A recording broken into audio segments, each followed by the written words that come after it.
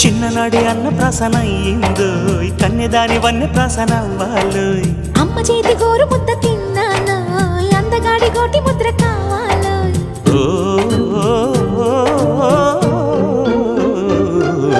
కాస్త నన్ను నువ్వు నిన్ను నేను కోరుకుంటే కోరుకున్న చోట నువ్వు నేను చేరుకుంటే చేరుకున్న చోట ఉన్న దీపం మారుతుంటే ఆరుతున్న వేళ కన్నెకాలు జారుతుంటే